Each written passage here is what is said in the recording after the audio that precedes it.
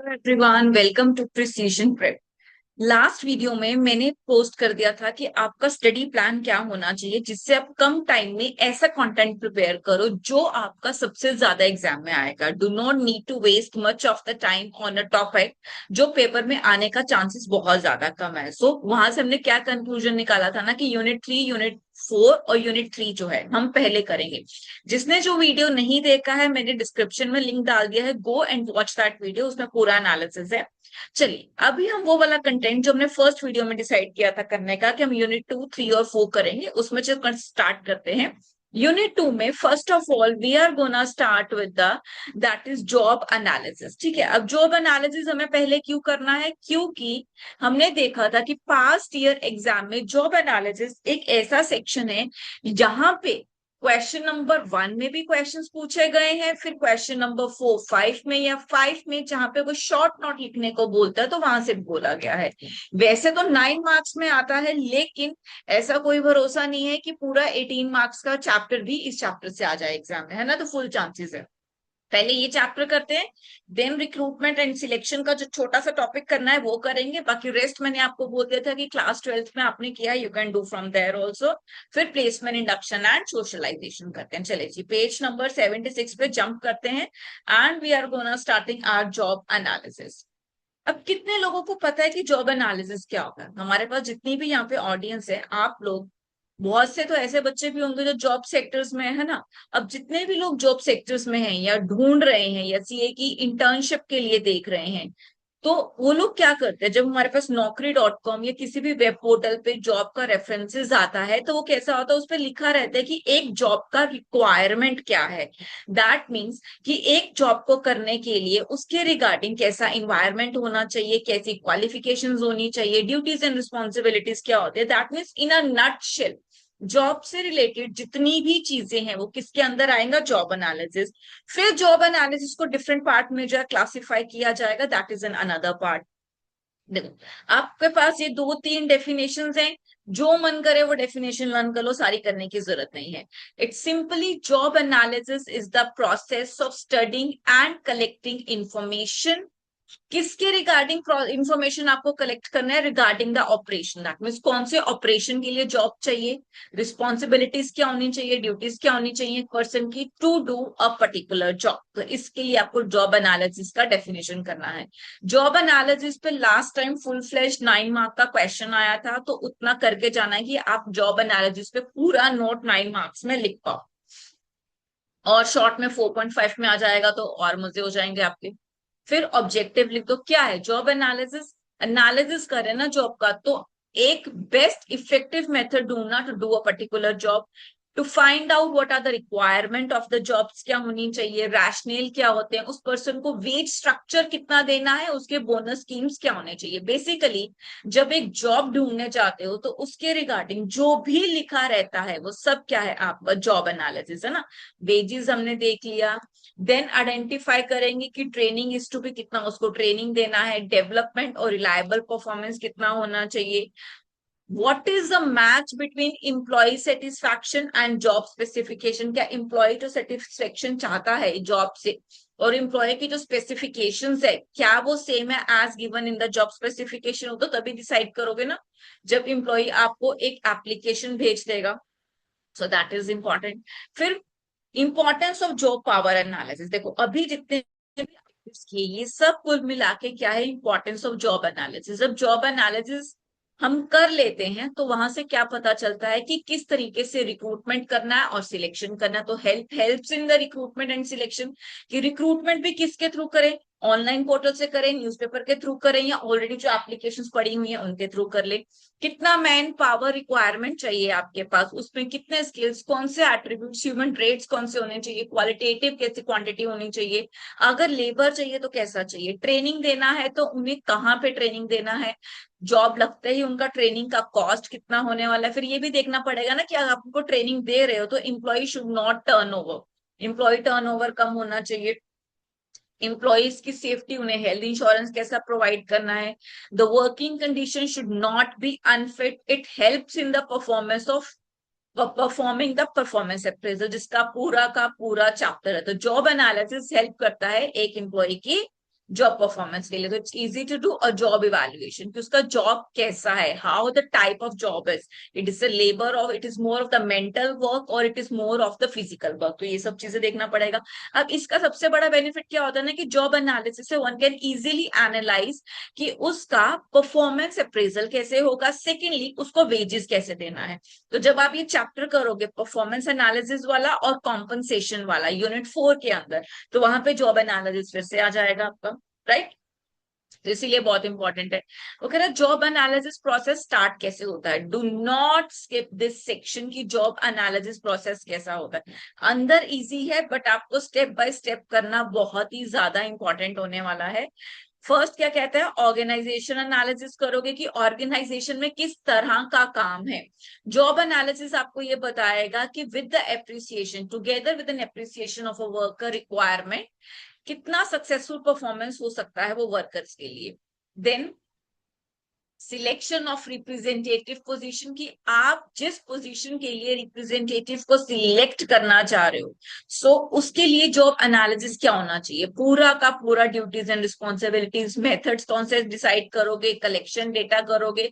Job description and specification one of the important question, अभी आगे जाके इसका डिफरेंस दिखाती हूँ, वो आप ये डिफरेंस करोगे एज एन इंपॉर्टेंट वन।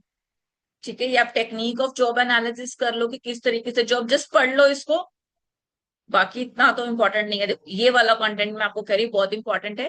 आपका job analysis has two parts, number one is the job description, second is the job specification. Job description ये बताता है कि एक जॉब को करने के लिए क्या काम है, what is the job title, किसका काम है, अकाउंटेंट का काम है फॉर एग्जाम्पल।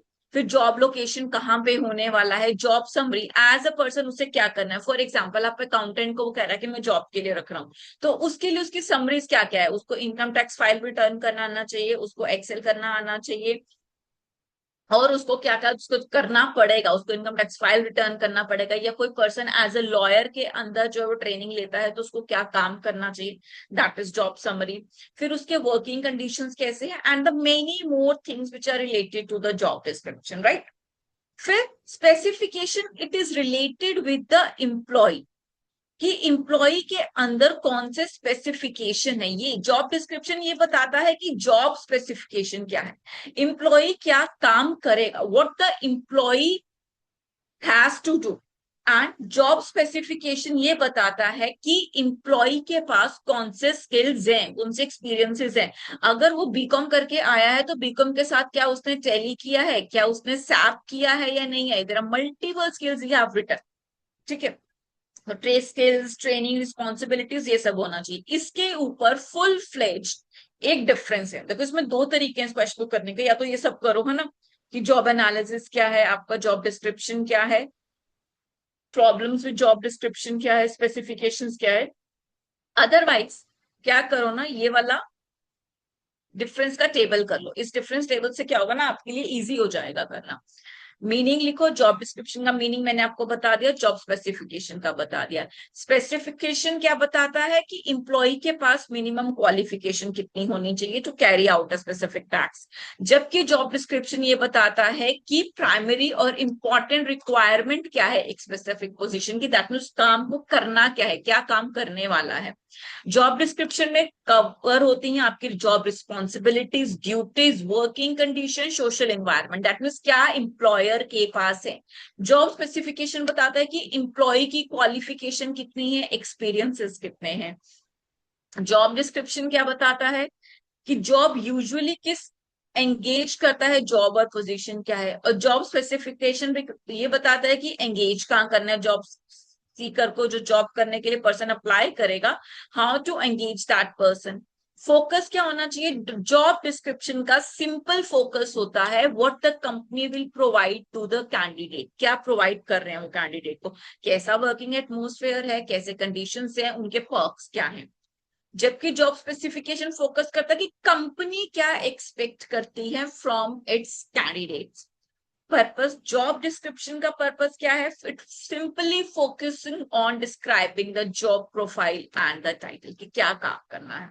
जॉब स्पेसिफिकेशन ये बताता है कि एलिजिबिलिटी क्राइटेरिया क्या है अप्लाई करने के लिए जॉब के लिए, और ओरिजिन सिंपल, दोनों का ओरिजिन जॉब एनालिसिस से ही होता है, लेकिन first of all it comes in a line. आपका जॉब एनालिसिस आता है, जॉब एनालिसिस से पहले आपका जॉब डिस्क्रिप्शन रेज होता है, then what got raises your job specification, simple. तो ये आप डिफरेंस भी करोगे तो वहां पे आप लिख पाओगे, डिफरेंस बहुत ज्यादा आता है, but yes you can get a direct question as well. सो इसमें मैं आपको इतना ही करा रही हूँ, बाकी आप थोड़ा सा उसमें इंपॉर्टेंस ऑब्जेक्टिव्स एक नजर मार लेना, लिखने में इजी हो जाएगा। मतलब समझ लिया, दैट मीन्स आप लिख सकते हो। रिक्रूटमेंट एंड सिलेक्शन, देखो इसकी बात हो गई। रिक्रूटमेंट सबको पता है कि पॉजिटिव एस्पेक्ट होता है, जहां पे हम एप्लीकेशन इनवाइट करते हैं फ्रॉम द कैंडिडेट। यहाँ पे डेफिनेशन भी है, it's a process of locating and encouraging the potential candidate to apply for a particular job, कि वो अप्लाई करेगा। फिर features of recruitment, simple, it's like what, a positive form, positive function होता है जहां पे एप्लीकेशंस को इनवाइट किया जाता है। इसके बिना इट्स अ लिंकिंग एक्टिविटी, जहां पे प्रोसेस स्टार्ट होता है टू इनवाइट द एप्लीकेशन। फिर it's a process of activities और कॉन्टिन्यूस होता है, एक बार मैन पावर एंड होनी शुरू हुई तो फिर से आपको क्या करना पड़ेगा, एम्प्लॉयज को इन्वाइट करना पड़ेगा। It's a on going process है, परवेसिव प्रोसेस है। किसी भी तरह की ऑर्गेनाइजेशन हो आपकी, चाहे आपका हॉस्पिटल है, चाहे वो आपका स्कूल है, और कॉर्पोरेट फॉर्म है, रिक्रूटमेंट तो हर जगह होती है, तो it's a pervasive function. It's a two way process. क्या रिक्रूटर खुद रिक्रूट कर सकता है अकेले? नहीं, he has to invite the recruitee, that is candidate as well. जब तक दोनों में से एक नहीं होगा, रिक्रूटमेंट प्रोसेस हो ही नहीं सकता। That is recruiter and recruitee both are required. अब सोर्सेज ऑफ रिक्रूटमेंट कौन कौन से होते हैं, that is external and internal. Internal जो अंदर ही आपके ऑर्गेनाइजेशन से निकलेंगे, यानी या तो क्या करो, there should be a transfer, की एक जॉब से दूसरी जगह पे ट्रांसफर कर दिया। अब ट्रांसफर को भी आप दो पार्ट्स में डिवाइड कर दिया, दैट इज प्रमोशंस और आपके डिमोशन। प्रमोशन क्या है कि एक एम्प्लॉय को हायर पोजीशन पे ट्रांसफर करना, जबकि डिमोशन का क्या मतलब है कि एम्प्लॉय को लोअर पोजीशन पे ट्रांसफर करना, दैट मीन उसके पर्क्स में, उसकी पोजीशंस में क्या कर देना, कमी कर देना, दैट इज नोन एज डिमोशंस। अब देखो बेनिफिट्स कैसे एसोसिएटेड होते हैं आपके ट्रांसफर के साथ। बेनिफिट्स क्या क्या है ना, कि बेनिफिट है कि एम्प्लॉय का स्किल और मोरल इंप्रूव हो जाएगा। मोनोटमी और बॉर्डम, ये सब क्या होगा, उसका खत्म होगा। क्यों? क्योंकि वो क्या कर रहा है, इंप्रूव कर रहा है। देन प्रॉब्लम्स क्या हो सकती है कि inconvenient might be, the employee may think कि उसको जो ट्रांसफर दे दिया गया है, इधर वी आर नॉट डिस्कसिंग कि प्रमोशंस हैं या उसका डिमोशन है, but might he will not be comfortable with it. Discriminatory transfer अगर हुआ है based on the any preferences, तो एम्प्लॉय को प्रॉब्लम हो सकता है। शिफ्टिंग एक्सपीरियंस एम्प्लॉय को इफेक्ट कर सकता है। तो ये बेनिफिट्स और प्रॉब्लम्स जो है ना, ये कर लो, इंपॉर्टेंट है। देन आपका प्रमोशंस और डिमोशंस, ये हम ऑलरेडी कर चुके हैं। You can write down with the examples कि कौन सा डाउनग्रेडिंग है और कौन सा अपग्रेडिंग है। थोड़े एग्जांपल्स लिख दो पर्क्स के बारे में, you good to go. Then job posting के बारे में लिखो, that is again an internal process and employee referrals. ये दोनों क्या है आपके, तीनों जो है इंटरनल प्रोसेस है। जॉब पोस्टिंग सिंपली लोगों को अपनी ही इकोनॉमी, अपनी ही ऑर्गेनाइजेशन से एक जॉब से दूसरी जॉब पे शिफ्ट करना, is another way of hiring from within only. Organisation क्या करती है, पब्लिसाइज करती है job openings on a bulletin board. Economy ही कंपनी के बुलेटिन बोर्ड पे जॉब ओपनिंग्स को ओपन करता है, इलेक्ट्रॉनिक मीडिया हो जाए, सिमिलर आउटलेट हो जाए, कहीं पे भी। तो इससे वो अपनी ही कंपनी में जॉब्स को क्या कर सकते हैं ना, ट्रांसफर कर सकते हैं। देन या फिर एम्प्लॉय रेफरल, अपने ही एम्प्लॉयज क्या करते हैं, अपने नॉन पर्सन को रेफर करते हैं, that helps the person to recruit. Internal merits demerits ये सबने डिटेल में किया है। इंटरनल सोर्सेस में क्या होता है, फ्रेश टैलेंट नहीं आ पाता इकोनॉमिकली, लेकिन फ्रेश टैलेंट नहीं आ पाता। डीमेरिट हो गया, चीपर होता है rather than out recruiting from outside, तो इकोनॉमिकल हो गया। सुटेबल का है जहां पे बहुत कम कैंडिडेट्स की जरूरत है and they need much more talent and the known person, तो सुटेबल वहां पे हो गया। सो मेरिट डीमेरिट तो आप बना लोगे, it's an easy one. External sources में देखो डायरेक्ट रिक्रूटमेंट है। डायरेक्ट रिक्रूटमेंट क्या होता है कि जहां पे there is a placing a notice on the notice board, direct notice board लगा देंगे एंटरप्राइज पे जिसपे जॉब्स की डिटेल्स लिखेंगे, या फिर जिसको हम क्या कहते थे कि फैक्ट्री गेट पे एक नोटिस लगा दिया जाता है और वहां से क्या होता है ना, रिक्रूटमेंट होता है। तो दिस मेथड ऑफ रिक्रूटमेंट क्या होता है, चीप होता है। जनरली कहाँ पे यूज किया जाता है, जहां पे वर्कर्स चाहिए, परमानेंट वर्कर्स नहीं चाहिए, दिहाड़ी पे उनको वर्कर चाहिए, बीच पर्सन चाहिए कि आज आ रहा है तो कल ना आए, तो डेली रिक्रूटमेंट यहाँ पे होता रहता है। कैजुअल कॉलर्स और अनसोलिसिटेड एप्लीकेशन यहाँ पे 12th में भी था, जहां पे कंपनी इनवाइट नहीं करती है लेकिन कुछ लोग अपने एप्लीकेशंस कंपनीज को भेजते रहते हैं, तो वो कंपनीज क्या करती है ना, एक डेटा कलेक्ट कर लेती हैं उनका। So when ever that company requires, तो वो कंपनीज जो है उन पर्टिकुलर लोगों को कॉल करते हैं and invite for the interview process. Media advertisement, चाहे आपका न्यूज़पेपर में हो जाए या कहीं पे भी क्या कर सकते हैं, मीडिया में वो कर सकते हैं, या फिर टीवी पे पहले जैसे होता था कि लोगों की आवश्यकता ऐसा करके। Employment agencies, there are particular employment agencies जो क्या करते हैं, लोगों को एम्प्लॉयर, जैसे जिन लोगों को जॉब चाहिए उन्हें कॉल करते हैं और कंपनी के साथ टाई अप कराते हैं। What they do is in charge, वो कुछ कमीशन रखते हैं, that is how it happen. Then management consultancies भी इसी तरीके से आपके काम करती हैं। फॉर एग्जाम्पल देखो आपका एबीसी कंसल्टेंट और मेंटिंग कंसल्टेंट, अब दोनों में डिफरेंस क्या है, कह रहा जो एम्प्लॉयमेंट एक्सचेंज एजेंसीज होती हैं ये पर्टिकुलरली गवर्नमेंट के थ्रू रन करती हैं, लेकिन जो मैनेजमेंट कंसल्टेंसीज होती हैं these are the private concerns. तो ये दोनों में डिफरेंस है। और एम्प्लॉयमेंट गवर्नमेंट तो कुछ नहीं चार्ज करेगा, but yes management consultancy charge as a percentage of the person salary जिसको भी जॉब मिलेगा।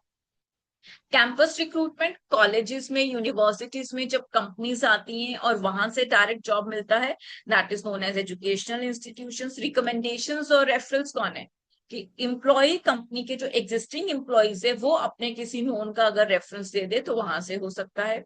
लेबर कॉन्ट्रैक्टर्स, बहुत बड़े बड़े जैसे मॉल्स हैं या कोई ऐसा काम हो रहा है, वहां का जब ओनर है जिसको कॉन्ट्रैक्ट मिला है काम करने का, जिसने बिल्डर ने कॉन्ट्रैक्ट लिया, वो खुद जाके थोड़ी ना लेबर ढूंढेगा, वो अपने नीचे एक लेबर मैनेजमेंट रखता है जिसको कॉन्ट्रैक्टर्स भी कहते हैं। वो क्या करता है, वो सारे लेबर मैनेज करता है, दैट इज लेबर कॉन्ट्रैक्टर। लेकिन इसका सबसे बड़ा डिसएडवांटेज है कि अगर एक कॉन्ट्रैक्टर भाग गया ना तो जितने भी लेबर है उनको बहुत प्रॉब्लम आती है, वो उनका पैसा जो है वो ले जाता है। अदरवाइज अगर लेबर नहीं आती है तो सारा रिस्पॉन्सिबिलिटी किसका होता है, आपके कॉन्ट्रैक्टर लेबर का। टेलीकास्टिंग कर सकते हैं कि TV is gaining important these days, ये बहुत पुराना है टीवी पे, अब तो नहीं होता, पहले होता था कि जब टीवी पे आता था कि जॉब वॉच यूथ प्लस करके आप वहां करते, अगेन मेरिट एंड डिसमेरिट करो, ठीक है। इंटरनल सोर्सेज एक्सटर्नल सोर्सेज का कंपैरिजन नहीं भी करोगे तो लिखाओगे, सिंपल है। ये कराती हूँ तीन जो आपके सबसे ज्यादा इंपॉर्टेंट है, that is recent trends in recruitment. But one thing you make sure कि ये जो आपके प्रोसेस है, दैट इज आपका जॉब एनालिसिस वाला, रिक्रूटमेंट और सिलेक्शन वाला, इसमें से 101% पेपर होता है। और जितना हमने नोटिस किया, सो मोर देन 18 मार्क का एग्जाम जो है इस यूनिट से आता है। So do this unit very thoroughly. Outsourcing में क्या है ना कि कंपनी में draw required personal from the outsourcing firm, वो क्या करता है ना, जो उनकी फर्म्स हैं जैसे आपका मैनेजमेंट कंसल्टेंसीज है वैसा करके ही कमीशन बेसिस पे rather than offering them the employment, वो उन्हें एम्प्लॉयमेंट नहीं करते, उन्हें कमीशन बेसिस पे रखते हैं कि हम ये काम कर रहे हैं, आप क्या हो इसके बेसिस पे आ जाओ और हमारे साथ काम। सो this is how they outsource the people, right? And this is also known as leasing of the human resource, इसे leasing of human resource भी कहते हैं। A company may draw the required personnel from the outsourcing firm, जिन लोगों का काम है लोगों को भेजना काम करने के लिए, काइंड ऑफ फ्रीलांसर्स। तो ये लोग क्या करते हैं, वहां से एजेंसी से उन आउटसोर्सिंग फर्म से लोगों को हायर करते हैं, और जब तक हायर करते हैं उन्हें एज अ कुछ कमीशन देते हैं काम करने का, that simple known as outsourcing. Then coaching and raiding, coaching का मतलब क्या होता है, शिकार करना, रेड करना। तो जहां पे कुछ एम्प्लॉयज दूसरी कंपनी में बहुत अच्छे लेवल पे काम कर रहे हैं, तो दो कंपनी जिनको उनकी जरूरत है वो क्या करते हैं ना, उन्हें बहुत अच्छे अट्रैक्टिव पे पैकेजेस पे करते हैं टर्म, और एक बॉन्ड साइन कराते हैं या किसी भी तरीके से उन्हें हायर करने की कोशिश करते हैं। So this is known as coaching and raiding, but this is an unethical practice, but yes ऐसा होता है। देन वेबसाइट और ई रिक्रूटमेंट, ये आपको पता है, नौकरी पोर्टल्स जो हो गया, ये सब क्या है आपका वेबसाइट और ई रिक्रूटमेंट, क्योंकि इसका जो कॉस्ट है ना वो बहुत ज्यादा कम आता है। रिक्रूटमेंट प्रैक्टिसेस, ये तो कोई जरूरत नहीं है आपको करने की, ये तो आप वैसे भी कर दोगे, जितना ऊपर पड़ा उसी को कर लो वही हो जाएगा। Selection, selection is what a negative process, कि जितने एप्लीकेशंस आपके पास रिक्रूटमेंट स्टेज पे आए हैं वो सारे एप्लीकेशंस को आप क्या करोगे, विड्रॉ करोगे, वहां से कैंडिडेट्स को चूज करोगे, बिकॉज सब कैंडिडेट्स को जॉब नहीं दे सकते, तो डिवाइड करेंगे, कुछ ऑन स्क्रीनिंग करके सुटेबल और अनसुटेबल, तो धीरे धीरे स्क्रीनिंग करके कैंडिडेट जो बेस्ट कैंडिडेट होगा he will get the job. अब प्रोसेस क्या है, प्रोसेस एक एग्जाम में दो बार क्वेश्चन आया, मतलब और में आया, फर्स्ट पार्ट में भी वो क्वेश्चन है और सेकंड में भी है, तो you can not skip this question. ये देखो ये सारा प्रोसेस है जो आपने 12th में किया था, सेम लिख दो, इसमें से नहीं भी करो तब भी चल जाएगा। पहले क्या है, रिसेप्शन, एप्लीकेशन रिसीव हुई, screening interview, just screen on किया, ऑन स्क्रीन किया, जो कैंडिडेट आपको सुटेबल नहीं लग रहे उनको वहीं निकाल दिया। सपोज अकाउंटेंट की पोस्ट का हमने एग्जांपल किया, वहां पे किसी पर्सन ने लिखा है ना ही उसको टैली आता है, ना ही सैप आता है, ना ही उसको एक्सेल अच्छे से आता है, बस वो बीकॉम करके आ गया है, ठीक है निकालो इस कैंडिडेट को, कोई जरूरत नहीं। ठीक है, तो इससे स्क्रीनिंग शुरू हो गया। फिर उससे एप्लीकेशन ब्लैंक यानी एप्लीकेशन फिल कराएंगे, फिर उसके बेसिस पे क्या करेंगे, कुछ टेस्टिंग करेंगे, फिर सिलेक्शन टेस्ट होंगे। सिलेक्शन टेस्ट अपने पता है कि चार तरह के आपके पास सिलेक्शन टेस्ट है, aptitude, intelligence test, personality test करके। सिलेक्शन इंटरव्यू एम्प्लॉयर और एम्प्लॉय का जो है आपका फेस टू फेस इंटरव्यू होगा, मेडिकल एग्जामिनेशन होगा, देन उसके रेफरेंसेस चेक होंगे। This is all about this, ठीक है। और पूरा अगर आपको प्रोसेस लिखने के लिए आता है तो आप एक बात बताओ, 9 मार्क में आपको प्रोसेस आया, इसके तो स्टेप्स ही 9 है, तो आप एक में कितना ही एक्सटेंडेड करके लिख लोगे ना, तो ज्यादा पढ़ने की जरूरत नहीं है, बस 3 to 4 लाइन्स में you need to explain. 9 mark का क्वेश्चन है, 9 मार्क में आपने मैक्सिमम 3 या 3, 3.5 शीट्स ही भरती है वहां पे, उससे ज्यादा नहीं भर पाते। सो बस इतना ही लिखना है, और वो तो 9 स्टेप्स, जितने ज्यादा स्टेप्स हैं उतनी ज्यादा बेटर है, नाम मत भूलना, ठीक है। ये टाइप्स ऑफ इंटरव्यूज हैं आपके, ये आपसे अगर पूछेगा तो अलग तरह का क्वेश्चन पूछ सकता है, इसके मैं टाइप्स आपको करा देती हूँ। That is what are the types of interview. Non directive interview, non directive interview का मतलब क्या है ना, कि कोई स्पेसिफिक फॉर्मेट फॉलो नहीं होता है, कि पहले ये प्रोसेस होगा, पहले पर्सनालिटी टेस्ट होगा, साइकोलॉजिकल टेस्ट होगा, एक ऑब्जेक्टिव टेस्ट लेते हैं, ऐसा कुछ नहीं फॉलो होता। वो किसी भी तरीके से, जैसे कोई कैंडिडेट आया उसको अगर जहां पे जगह खाली है वहां पे इंटरव्यू देने के लिए भेज दिया। Interviewer ask broad open ended question such as tell me more about what you think about the last job, इस तरीके से करके। स्ट्रक्चर इंटरव्यू, जहाँ पे प्रॉपर फॉर्मेट इंटरव्यूज का होगा, कि लेवल 1, लेवल 2, लेवल 3, लेवल 4, अगर किसी किसी कंपनी में there are 9 stages, 10 stages of the interviews, उसके थ्रू जाना पड़ेगा। इनफॉर्मल की पहले कोई तैयारी नहीं थी, इनफॉर्मल की सडनली कॉल आया तो एम्प्लॉय के घर तक भी ले गए एम्प्लॉयर के उसको इंटरव्यू देने के लिए, just on the basis. Formal proper company में फॉर्मेलिटीज और प्रोसीजर्स के साथ होगा। सिचुएशनल इंटरव्यू क्या है, कि एक एम्प्लॉयर जो उसका इंटरव्यू ले रहा है अपने एम्प्लॉय को जिसका इंटरव्यू ले रहा है, that is interview and interview he, interview को क्या बोलेगा ना, एक हाइपोथेटिकल सिचुएशन दे देगा, कि सिचुएशन देने के बाद बोलेगा कि how would you react to this situation, आप इस सिचुएशन में क्या करोगे, देन उसको बाद क्या करेगा, उसको इवेलुएट करेगा। Behavioural interview, it's a kind of the psychological test. Kind of इसमें क्वेश्चंस कैसे पूछे जाते हैं, कि फॉर एग्जाम्पल आपके साथ एक एम्प्लॉय है and is doing a late night job, so what will you do, will you stay there, will you leave him, तो इस तरीके से क्वेश्चन पूछे जाते हैं। स्ट्रेस इंटरव्यू, उसको एक सिचुएशन दे दिया, स्ट्रेस में डाल के हाउ ही रिएक्ट। और पैनल इंटरव्यू में क्या है, कि 4 से 5 इंटरव्यूज एक पैनल में होंगे, इंटरव्यूअर्स, और इंटरव्यू करेंगे इंटरव्यू का, that is known as panel interview. Group interview, it's a group discussions जिसको हम जीडीज कहते हैं। और डेप्थ इंटरव्यू सेमी स्ट्रक्चर्ड होता है, it's come to an area where pro candidates proficiency in his area of special interest, जहां पे ये देखने की कोशिश करते हैं कि उसकी स्पेशल जो प्रोफिशिएंसी और कैंडिडेट की वहां पे वो काम करने में प्रॉपर आपका माहिर है या नहीं। Steps in the interview process ये आप कर चुके हो। अगर आप इंटरव्यू देने जा रहे हो तो how will you do, prepare करोगे, फिजिकल सेटिंग करोगे, इंटरव्यू कंडक्ट होगा, इंटरव्यू कंडक्ट क्लोजिंग होगा, और फिर आपको क्या मिलेगा, उसका रिजल्ट मिलेगा, that is the selection process. ये आप कर सकते हो, बस नाम याद करना and you can write down, इतना कुछ डिफिकल्ट नहीं। Then what we have, medical examination होगा, राइट, रेफरेंसेस चेक होंगे, डिफरेंस बिटवीन रिक्रूटमेंट सिलेक्शन आता है आप, ठीक है। थर्ड चैप्टर करते हैं, फोर्थ फॉर दिस, फिर फर्स्ट वाले पे एक बार जंप कर जाएंगे।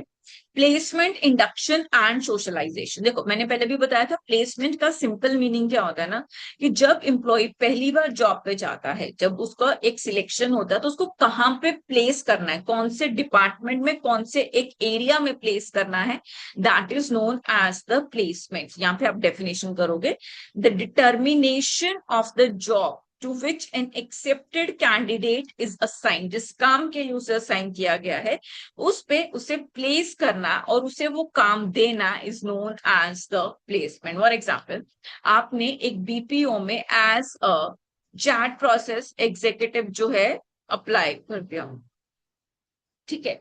अब आपने as a chat process executive apply किया है, तो आपको पहले ट्रेनिंग देना, फिर आपको उस पर्टिकुलर सीट पे सारा काम सिखाने के बाद, ट्रेन करने के बाद वहां बिठाना, प्रॉपरली असाइन करना is known as what, a placement, ठीक है। अब प्लेसमेंट कहता है कि इंपॉर्टेंट क्यों होती है, ये आपसे क्वेश्चन पूछा जा सकता है कि प्लेसमेंट क्यों इंपॉर्टेंट होती है। इससे बहुत लेंथी नहीं, बट यस 9 मार्क का क्वेश्चन तो अगेन आ सकता है ना। Organization won't have to deal with the issues of the employee turnover because the employees will like their job. अब ऑर्गेनाइजेशन इसलिए प्लेसमेंट भी इंपॉर्टेंट है बिकॉज अगर उनका पोजिशनली आप प्रॉपरली प्लेस कर दो, आपको चैट प्रोसेस एग्जीक्यूटिव के लिए हायर किया और पर्टिकुलर वही प्लेसमेंट दिया, तो आप क्या करोगे, किसी तरह का प्रॉब्लम नहीं होगा। लेकिन अगर बाय मिस्टेक आपको वॉइस प्रोसेस में डाल देगी, ठीक है कि आप एक हफ्ता जो है यहाँ पे काम करो, फिर हम आपको ट्रांसफर कर, तो इससे जो एम्प्लॉय है उसका सेटिस्फैक्शन नहीं आएगा एंड ही में try to leave that particular job. If workers don't enjoy their employment, तो पहले से काम ना करने का और एब्सेंटिज्म होने का क्या करेंगे, बहाना ढूंढने की कोशिश करेंगे। अगर लेकिन वो प्रॉपरली प्लेस्ड है, यानी पोजीशंस है, एम्प्लॉय को काम भी उसकी पसंद का मिलेगा, जिसकी वजह से क्या होगा, उसका एम्प्लॉय मोरल इंप्रूव होगा। So these are the importance. अब ये कहना कि नोट लिखने के लिए आएगा तो इतना तो आपको करना ही पड़ेगा। प्रॉब्लम्स क्या क्या फेस करोगे, अब एम्प्लॉय है उसको प्लेस किया, तो उसके इनिशियली उसके एम्प्लॉय एक्सपेक्टेशंस भी देखने पड़ेंगे, टेक्नोलॉजिकल चेंज होगा तो वो देखना होगा बिकॉज वो यहाँ से आ रहा है, और अब हम जो उसे सॉफ्टवेयर सिखा रहे हैं न्यू कंपनी में, क्या वो उसके साथ कंफर्टेबल है या नहीं है। Then social and psychological factors and organisation. Principles कौन कौन से फॉलो कर सकते हो वाइल प्लेसमेंट डिसीजन, देखो जॉब रिक्वायरमेंट्स हैं, तो उसको जॉब रिक्वायरमेंट बताओ कैसा है, सुटेबल क्वालिफिकेशन। इसके आप क्या करो ना, इस चैप्टर को एक ऐसे नटशेल में प्रिपेयर करो कि हाँ इसमें से कोई भी टॉपिक आएगा तो मुझे लिख करके आना है एक दिन टॉपिक के अंदर। इंडक्शन, ये मैंने पहले भी आपको बताया है, इंडक्शन क्या है, it's an kind of orientation, ठीक है। इंप्लॉइज तो वहां के उसके सीनियर्स हैं, सुबॉर्डिनेट्स हैं, सबके साथ एक social is a part of orientation, जहां पे उसको मीटअप कराया जाता है विद देयर मेंबर और employees, that is known as induction और ओरिएंटेशन। प्लान्ड इंडक्शन होता है that welcomes the new employee and create a favourable attitude, it reduces the labor turnover and increases the commitment and productivity. Purpose क्या होता है, so that employee should feel comfortable, उसे socialize होने में help मिल जाए, he should have a new confidence in the organization, to provide information about the organization. Then और क्या हो सकता है, to foster a close relationship between the new workers and the old workers and supervisor. Otherwise there वहां पे किसी भी तरह का कोऑर्डिनेशन नहीं होगा, कोऑर्डिनेशन होना बहुत जरूरी है। So this close relationship, to give a new entrant the information he needs, उसको बहुत सी इंफॉर्मेशन चाहिए, लाइक लोकेशन कैसा है ऑर्गेनाइजेशन में, लॉकर रूम कहाँ है, कैफेटेरिया कहाँ है, अदर फैसिलिटीज क्या है, टाइम टू ब्रेक ऑफ कितना है, ये सब उसे चाहिए। फिर इंडक्शन प्रोग्राम्स उसे चाहिए, है ना, तो इंडक्शन प्रोग्राम में क्या क्या बताना चाहिए, rules and regulations of the organisation, ठीक है। और location and layout of the plan, policies क्या है कॉम्पनसेशन के रिगार्डिंग, ट्रेनिंग, प्रमोशन, इंश्योरेंस और रिटायरमेंट के अकॉर्डिंग, तो ये सब चीजें उसको किसमें बता देनी चाहिए, उसके इंडक्शन में, ओरिएंटेशन में, first day when he comes for the job. Descriptions of rules and regulation like attendance, working hour, advance, leave, conduct, everything should be told in the orientation process. Then problems क्या आ सकती है, देखो problems कर लेते हैं। Orientation कई बार problem कर सकता है, कैसे कि अगर ऐसा कुछ फिलॉसफी या पॉलिसी रूल का है जो एम्प्लॉय फील नहीं कर रहा कंफर्टेबली, तो उसको प्रॉब्लम आएगी और वो लेबर टर्नओवर इंक्रीज करेगा। इकोनॉमी अपने ऑर्गेनाइजेशन के रिगार्डिंग बहुत ज्यादा इंफॉर्मेशन देना मे बी फील ओवरवेल्म या ओवरलोडेड। एम्प्लॉय कहेगा पहले दिन हमें इतना सारा इंफॉर्मेशन दे दिया, I can not retain it, तो he may feel overloaded and suffocated. Then you have, ठीक है, इंडक्शन हिस्ट्री करने की जरूरत नहीं है। सोशलाइजेशन का डेफिनेशन करो, it just a process of adjustment and adaptation. Because एक एम्प्लॉय या तो पहले फ्रेशर था, अब नई कंपनी में आया है, या he was an employee of the previous organisation, जब नई ऑर्गेनाइजेशन में आया है, अब नई ऑर्गेनाइजेशन में उसे अडेप्ट करना है। हम भी कहीं जाते हैं किसी और शहर में तो अडेप्ट करो, that is kind of socialisation. It's the process by which new employees attempt to learn, जहां पे नए एम्प्लॉयज लर्न करने की कोशिश करते हैं, नॉर्म्स और वैल्यूज ऐड करते हैं, so that is known as socialisation. Process क्या है, कहता प्रोसेस क्या है सोशलाइजेशन का? प्री अराइवल, आने से पहले क्या है? The stage encompasses the learning of the new employ has gain before, बहुत पहले ही शुरू सोचना शुरू कर देता है ना कि मैं जिस ऑर्गेनाइजेशन में जा रहा हूँ वहां के लोग कैसे होंगे। तो it start before pre-arrival, which is used by the hiring to hire who can adequately perform the job, but also to select people who fit well into the culture of the company.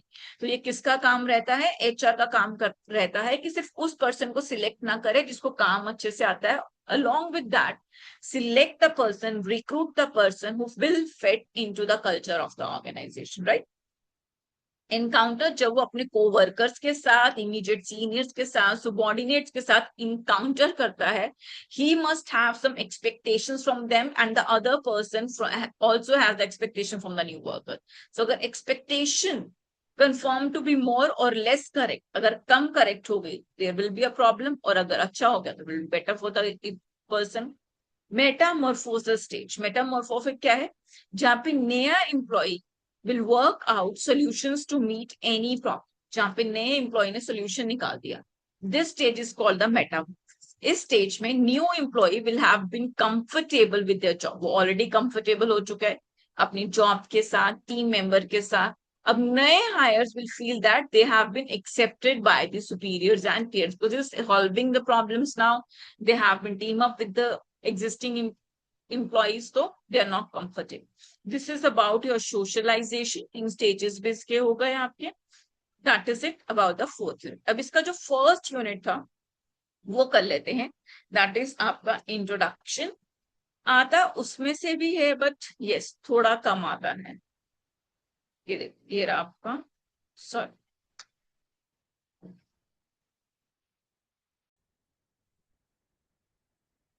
First इसमें chapter है human resource planning का। इसमें से आपके पास 9 mark का ही आएगा, उससे ज्यादा नहीं आएगा, और हो सकता है कि उससे भी कम आ जाए, दैट इज 4.5 into 2 करके। या आपका जो शॉर्ट नोट होता है जहाँ पे 6 into 3 आपके पास 3 वर्किंग नोट लिखना होता है, या 6 करके, डिपेंड्स, ये वहां पे भी आ सकता है आपके पास। तो एज पर आई फील कि लेस इंपॉर्टेंट है। सेकेंडली, इस चैप्टर में बहुत से कॉन्सेप्ट ऐसे हैं that you have done already also. Human resource planning क्या होता है, डेफिनेशन लिख के दो तो, कि ह्यूमन रिसोर्स प्लानिंग इसलिए इंपॉर्टेंट होता है बिकॉज ह्यूमन क्या है, एक तरीके से उसके skill experience are the asset for the organisation.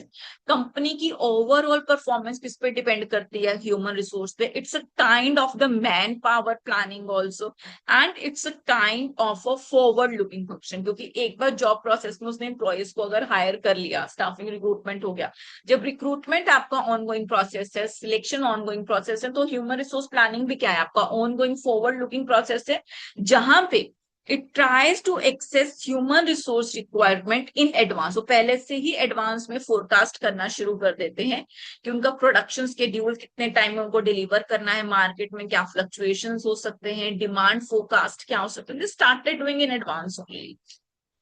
ठीक है, तो इस तरीके से कैरेक्टरिस्टिक्स मिलता जुलता रिक्रूटमेंट सिलेक्शन से रिलेटेड है, कॉन्टिन्यूस है, फॉरवर्ड लुकिंग है, फ्यूचर ओरिएंटेड आपने ऑलरेडी कर लिया, परवेसिव भी लिख दो वो भी आ जाएगा। It helps in corporate planning, it focuses on the optimum utilisation of resources के जितने ह्यूमन रिसोर्सेज हैं या फिर जितने भी रिसोर्सेज की बात कर रहे हैं वहां पे मटेरियल ना छोड़ के सिर्फ मेन की बात करेगा, that is the human resources.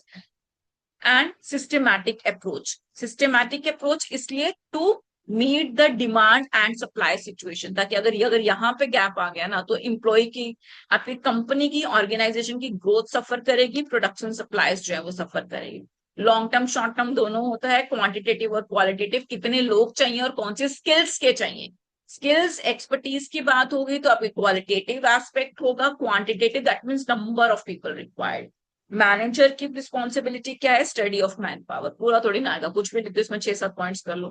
To faced process कैसे है, टू फेस्ड इसलिए क्योंकि डिमांड और सप्लाई दोनों सिचुएशंस को कंसीडर किया जाता है from the employee perspective. Objectives, human resource planning करना क्यों जरूरी है, बिकॉज ऊपर से ले आओ, फ्यूचरिस्टिक होता है, डिमांड सप्लाई सिचुएशन को देखता है, it leads to optimum use of the resources, controllable measures देता है जहां पे ह्यूमन रिसोर्स कब अवेलेबल है और कब रिक्वायर्ड है, लिंक करता है human resource planning and the organisation planning. तो यहां से आप क्या कर सकते हो, अपने ऑब्जेक्टिव्स लिख सकते हो।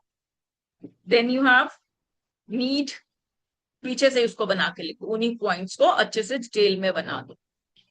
Reasons for focuses on human resource planning, क्यों जरूरत है ह्यूमन रिसोर्स प्लानिंग पे आपको फोकस करने की, क्यों। ऑर्गेनाइजेशन कैसा है, एक डायनामिक इन्वायरमेंट है जहां पे हर तरह के चेंजेस होते रहते हैं, इन्वायरमेंट चेंज होता रहता है। सो एम्प्लॉयमेंट सिचुएशन को संभालने के लिए that on one hand number of educated unemployment increasing on the other hand, है ना, एजुकेटेड अनएम्प्लॉयड इतने ज्यादा है तो वहां पे लेबर का शॉर्टेज हो सकता है। वो कहते हैं अंडर डेवलप्ड कंट्रीज जो है, find that shortage of talented and skilled manpower is major obstacles, क्योंकि वो लोग क्या चले जाते हैं, ऐसे कंट्रीज में जॉब करने चले जाते हैं जहाँ पे उन्हें अच्छा पैसा मिल रहा है। सो इन पर्टिकुलर कंट्रीज में, जो अंडर डेवलप्ड कंट्रीज हैं, उनको एक स्किल्ड लेबर को हायर करना is become a problem now, it's a major obstacles to the industrial process and they have to import certain skill. तो उनको ज्यादा पैसा देकर या तो लोगों को हायर करना पड़ता है, या अपने ही देश के लोग इफ दे आर गुड, तो उनके पास स्किल्स अच्छा है तो उनको रिटेन करना पड़ता है, और अगर अपनी कंट्री में उनके पास नहीं है तो government should invest on those people. Technological change हो जाता है, वाइड स्प्रेड चेंज है, टेक्नोलॉजिकल इन्वायरमेंट है, तो we have to be updated with the technology. Organisational changes हो सकते हैं, ऑर्गेनाइजेशनल चेंजेस कैसे होंगे कि अगर फर्म साइज इंक्रीज है तो इन्वायरमेंट उतना ही क्या होगा, टर्बुलेंट होगा, रैपिड चेंजेस होगा तो उतना ही चेंज करना। डेमोग्राफिक, वहां की सिचुएशन कैसी है एक एरिया की, तो इसीलिए ह्यूमन रिसोर्स रिक्वायरमेंट। प्रोफाइल कैसा है in terms of age, sex, education and technical. So ये सब चीजें देखनी पड़ेंगी, इसीलिए there is a problem in managing human resource planning. Hiring cost ज्यादा होता है, क्योंकि अगर एक्सटर्नल होगा तो हायरिंग कॉस्ट क्या होगा आपका, और ज्यादा हो जाएगा। प्रोसेस आप कर लो, प्रोसेस देखो नाम कर लो सिंपली, एनालाइज की ऑर्गेनाइजेशन प्लान्स क्या है, उसके अकॉर्डिंगली ह्यूमन रिसोर्स की डिमांड कैसे, दैट मीन्स कैसा स्किल होना चाहिए, नंबर ऑफ एम्प्लॉयज क्वांटिटेटिव और क्वालिटेटिव कैसे होना चाहिए, क्या वो सप्लाई है जो डिमांड एक ऑर्गेनाइजेशन को चाहिए, क्या वैसा same similar quality that is based on the skills experience available है या नहीं है। नहीं है तो आपको एस्टिमेट करना पड़ेगा कि मैन पावर गैप कितना है, वो डू यू थिंक की डिमांड कितनी है, यू नीड 100 नंबर्स लेकिन सप्लाई उतना है या नहीं है। फिर आप एक्शन प्लान करोगे एंड मॉनिटरिंग एंड कंट्रोलिंग करो, you must do this process, it is important question. Then ये आपके मॉडल्स हैं इसी क्वेश्चन के अंदर, प्रोसेस के अंदर, that is how to study the management forecast, कैसे करोगे demand for the human resource. ये क्वेश्चन आपको अलग से भी पूछा जाएगा ना कि उनको डिमांड कितना है वो फोरकास्ट करना है, तो फोरकास्ट कैसे करोगे। एक तो नॉर्मल मैनेजरियल जजमेंट हो गया कि मैनेजर ने बोला कि लग रहा है कि इस काम को करने में इतना होना चाहिए, that is just based on the judgement. या फिर प्रॉपर आ कह रहा है कि आप मेथड स्टडी करो, मेथड में क्या होगा, वर्क स्टडी मेथड हो गया कि इतना वो आउटपुट प्रोड्यूस कर रहे हैं, फिर स्टैंडर्ड पर यूनिट, मतलब इतने 1 घंटे में इतनी यूनिट्स प्रिपेयर होंगी तो इतने वर्किंग आवर्स हो गए। एक वर्कर को रखेंगे तो वो 2,000 रुपए 2,000 घंटे काम कर सकते, तो नंबर ऑफ वर्कर्स कितना रिक्वायर्ड हो गया, तो वर्क स्टडी मेथड यूज किया। फिर रेशियो ट्रेंड एनालिसिस उन्होंने किया कि क्या हो सकता है, मैथमेटिकल मॉडल्स बनाए, तो इन सब केसेस को उन्होंने क्या किया, फोरकास्टिंग किया। देखो फोरकास्टिंग सप्लाई भी है कि कौन से मेथड यूज करते हैं, हेड काउंट कितना है, दैट सप्लाई, एक total number of people employee कितने हैं, डिपार्टमेंट वाइज कितना है, स्किल किस किस के पास है, डेजिग्नेशन कितना है, पेरोल। तो सप्लाई भी देखेंगे, पहले डिमांड और फिर क्या देखेंगे, अपना सप्लाई देखेंगे। ठीक है, that is human resource development. Then यहाँ पे एक क्वेश्चन आता है, वर्कलोड एंड वर्कफोर्स एनालिसिस। देखो ये बहुत इंपॉर्टेंट है, aspect of man power planning. ये ना शॉर्ट नोट में आता है बहुत ज्यादा, वर्कलोड और वर्कफोर्स एनालिसिस। वर्कलोड क्या है, एक तरह का क्वांटिटेटिव एस्पेक्ट है कि कितने लोग चाहिए वहां पे काम करने के लिए। Workload and workforce analysis are helpful in estimating the quantity of man power. दोनों ही आपके, वर्कलोड और वर्कफोर्स क्वांटिटेटिव है और स्किल्स जो है आपका क्वालिटेटिव है। वो कह रहा है वर्कलोड के अंदर each department is estimated on the basis of sales forecast, कि सेल्स कितना होने वाला है उसके बेसिस पे जो है वर्कलोड एनालिसिस बनाया जाएगा। वर्क स्केड्यूल कितना है, ग्रोथ रेट कितना, एक्सपेंशन है, एक्सपेंशन प्लान्स कितना है, तो इसके अकॉर्डिंगली चलते ही हर एक ऑर्गेनाइजेशन या किसी और प्रोजेक्ट, अगर प्रोडक्शन से रिलेटेड ऑर्गेनाइजेशन है तो प्रोडक्शन से related they will make a plan. As far as possible workload of each department should be estimated.